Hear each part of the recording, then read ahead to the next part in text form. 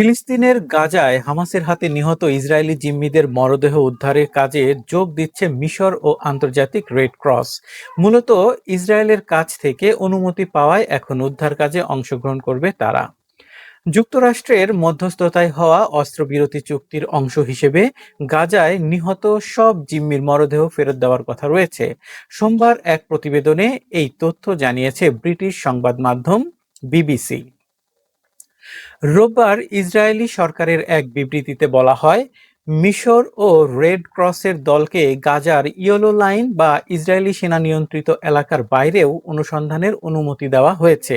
একই দিনে ইসরায়েলি গণমাধ্যম জানায়, মরদেহ উদ্ধারে সহায়তার জন্য হামাসকেও রেড ক্রসের সঙ্গে যৌথভাবে ওই এলাকায় প্রবেশের অনুমতি দেওয়া হয়েছে।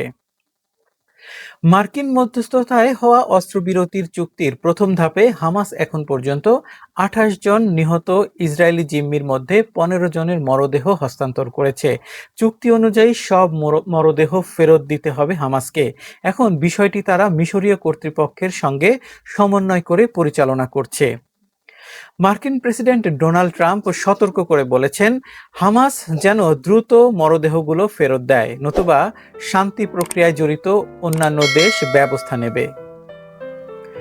ইসরায়েলি এক মুখপাত্র জানান, ইয়েলো লাইনের বাইরে পর্যন্ত বিস্তৃত এলাকায় মিশরীয় দল ও রেড ক্রস যৌথভাবে খননযন্ত্র ও ট্রাক ব্যবহার করে মরদেহ উদ্ধারের কাজ চালাবে। এই ইয়েলো লাইন হলো গাজার উত্তর, দক্ষিণ ও পূর্ব সীমান্ত বরাবর ইসরায়েলের নিয়ন্ত্রণ সীমারেখা।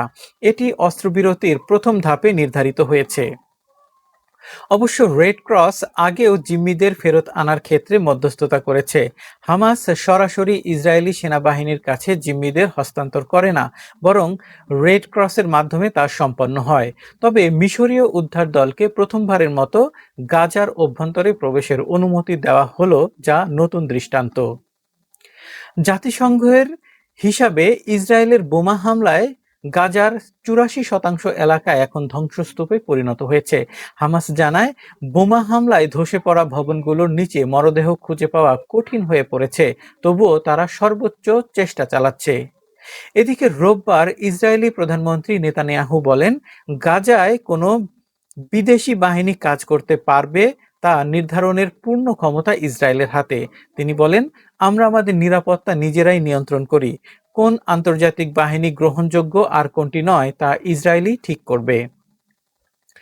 এর আগে মার্কিন পররাষ্ট্রমন্ত্রী মার্কো রুবিও জানান, অনেক দেশ গাজার আন্তর্জাতিক বাহিনীর অংশ হতে আগ্রহ প্রকাশ করেছে, তবে ইসরায়েলের সম্মতি ছাড়া কাউকেই অন্তর্ভুক্ত করা যাবে না।